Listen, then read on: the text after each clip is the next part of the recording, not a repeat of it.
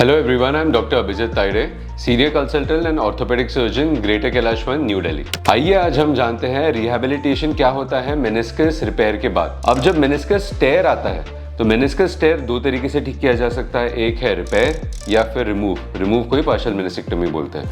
अगर पार्शियल मेनिसेक्टमी होती है तो हमें कोई घबराने की बात नहीं होती है, हम अगले दिन से ही पूरा वजन डाल के पूरा रेंज कर सकते हैं घुटने का, कोई रोक टोक नहीं रहती है डॉक्टर की तरफ से।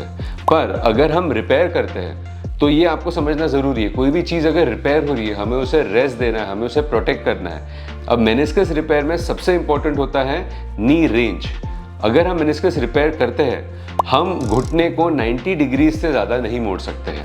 90 डिग्रीज क्या होता है, घुटना हम यहाँ तक मोड़ सकते हैं। अगर हम इससे ज़्यादा मोड़ते हैं जो 90 के ऊपर जाता है तो ऊपर वाली हड्डी मेनिस्कस को आगे पुश करती है, जिसके कारण जो हमारा रिपेयर है वो हमारा फेल हो सकता है। इसके साथ ही हम short hinge range of motion brace देते हैं। हम पेशेंट्स को पार्शियल वेट डालने बोलते हैं, पूरा वजन डालने नहीं बोलते, क्योंकि जैसे ही हम पूरा वेट डालेंगे ऑब्वियसली जो हमने रिपेयर किया है वो फेल होने के चांसेस बढ़ जाएंगे, क्योंकि उसके ऊपर लोड आ जाएगा। और ये सब डिपेंड करता है कि वो टेयर किस तरीके से है। हम जो पार्शियल वेट है यूजुअली 6 वीक्स तक अलाउ नहीं करते हैं। अगर रेडियल टेयर है जो बीच से फटा है उस पर अगर आपने लोड डाल दिया तो वो बीच से स्प्लिट हो जाएगा और जो भी रिपेयर हमने किया वो फट जाएगा। पर इसमें एक्सेप्शन एक है जो वर्टिकल टेयर होता है। वर्टिकल टेयर में क्या होता है, आपका कैप्सूल से वो दूर हुआ है, हमने उसको रिपेयर कर दिया है। अगर हम थोड़ा लोड जल्दी डाल देंगे 4th वीक में या 5th वीक में तो वो अपने कैप्सूल के पास चले जाएगा जो ये हमें चाहिए।